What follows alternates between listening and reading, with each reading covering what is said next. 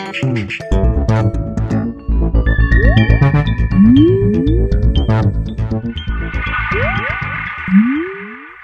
everyone and welcome to the Vortex, where lies and falsehoods are trapped and exposed. I'm Michael Voris. If there was ever a time in the church's 2,000-year sacred history where we need to hear the clear voice of men, of true fathers, it is now, in what is one of the darkest periods of the church's life. Pope Francis is one such man. He recently gave a lengthy interview which we're going to highlight parts of in today's and tomorrow's Vortex. The full interview is linked on this page. Here's the first punch. One thing nice about this job is that I have lots of free time. Everything in the church is running smoothly. The church is not falling to pieces. It has never been better. This is a wonderful moment for the church. You just need to look at its history. What little wimpy efforts are being done here and there are simply not enough. There is a crisis which most of the hierarchy doesn't want to admit, and nowhere near enough is being done. Many members of the church establishment simply have too much personal investment in maintaining the status quo and are not eager to change things up too much, if at all. They either don't see, or they don't want to see, or are secretly happy about the massive meltdown. Whichever of these is the case, they are helping to destroy the church. There's a lot of talk about the gay lobby, but I've never seen it on the Vatican ID card. When I meet a gay person, I have to distinguish between their being gay and being part of a lobby. If they accept the Lord and have goodwill, who am I to judge them? They shouldn't be marginalized. The tendency to homosexuality is not the problem. They're our brothers.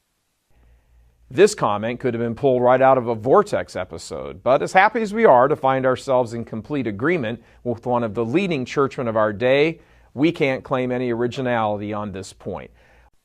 Our previous ways of explaining the world and relationships, good and bad, no longer appears to work. The way in which we locate ourselves in history has changed. Things we thought would never happen, or that we never thought we would see, we are experiencing now, and we dare not even imagine the future. That which appeared normal to us, family, the church, society, and the world, will probably no longer seem that way.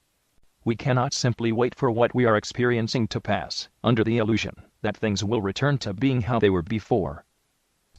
There is an intellectual and spiritual rot in the church these days, and those responsible for it have been masterful at disguising it and concealing their tracks.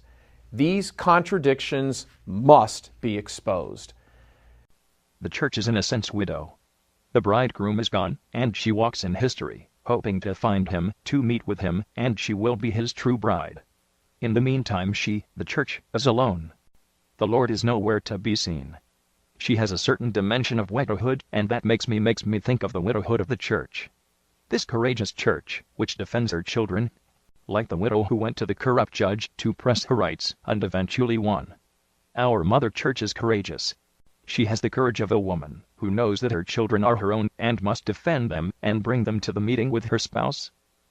And those hirelings who pose as shepherds that our blessed Lord himself has warned us against, you better believe that the dark forces are going to unleash on you.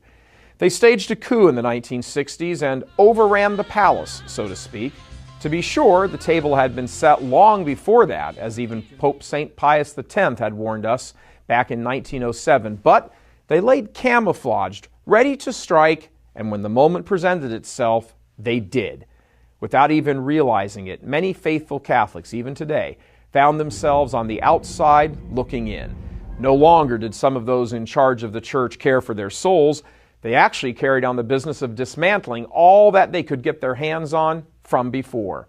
As Pope Francis has said, speak the truth, regardless of the consequences, regardless of how politically incorrect. God love you. I'm Michael Voris.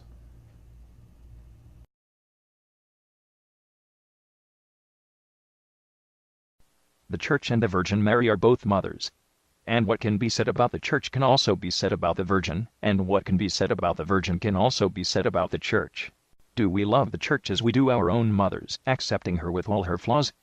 Bam! What a decisive thing to say. My, oh my, there goes yet another pope being all Catholic and all that. See, the liberal media has no idea what to do with a comment like that other than ignore it.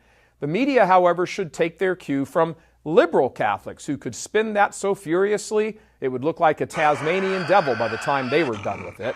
But at the end of the day, the Pope means exactly what he says, regardless of the liberal church spin. Popes with Joe Gallagher Season 2 is here in full swing. This season, Joe takes you and your family through 13 of the church's great pontiffs. Everybody was kung fu